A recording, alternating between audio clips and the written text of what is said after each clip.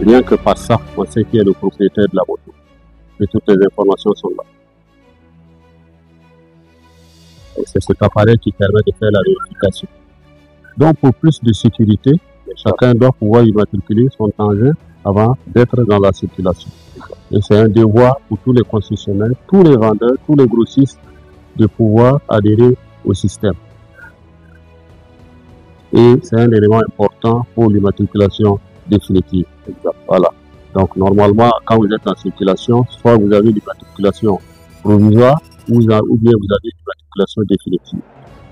On ne doit pas avoir un engin sans étiquetage, sans rien. Nous sommes là ce matin pour vérifier le dispositif technique pour les immatriculations provisoires au niveau des concessionnaires, c'est-à-dire ceux qui vendent les motos, les véhicules, en tout cas en gros aux détaillants, comment le processus se passe et pour que les clients puissent avoir son engin immatriculé et puis circuler en toute tranquillité.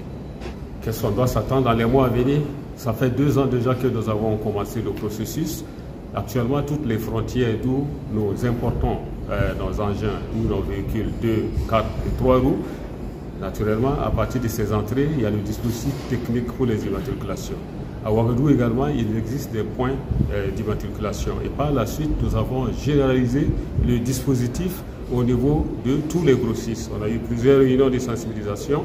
Et dans leur entrepôt, il y a le dispositif technique qui est là, qui permet aux clients en moins de 5 minutes d'avoir son engin immatriculé avant de pouvoir s'engager dans la circulation.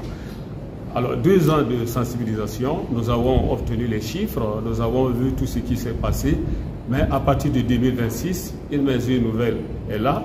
Ça veut dire que les dossiers d'immatriculation définitive des engins, il faut avoir forcément, en tout cas, votre document d'immatriculation provisoire WW. Alors, quand vous voyez ça sur un engin, c'est un véhicule 2 roues, 3 roues, 4 roues, il faut savoir qu'il est déjà dans nos bases de données et ça facilite même l'immatriculation définitive. C'est une façon d'aider les usagers afin qu'ils puissent être en règle vis-à-vis de la loi. Et dans ces temps d'insécurité, quand quelqu'un roule sur un engin qui n'est pas immatriculé, alors on a même peur de lui. On ne sait pas d'où ça vient. C'est pour ça que nous sommes sortis pour relancer encore ces activités afin de garantir, de rassurer tous les usagers, de rassurer également tous les vendeurs que tout ce que nous sommes en train de faire, c'est pour leur bien-être et qu'à partir de 2026, chacun n'a qu'à regarder son voisin en circulation, est-ce que sa moto est immatriculée ou pas. Et nous avons commencé par cette maison, vraiment qui est un exemple, qui depuis le début du processus, qui a pu donner le bon exemple. Nous avons les statistiques à notre niveau, et il y en a d'autres. Donc aujourd'hui, il y a une dizaine d'entreprises qui sont concernées par la visite, et toute la journée, ça sera le travail à faire.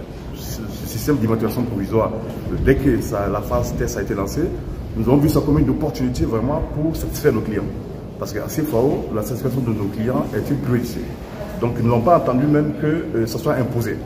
Donc aujourd'hui, toute moto qui est achetée à CFAO est sortie avec l'immatriculation provisoire.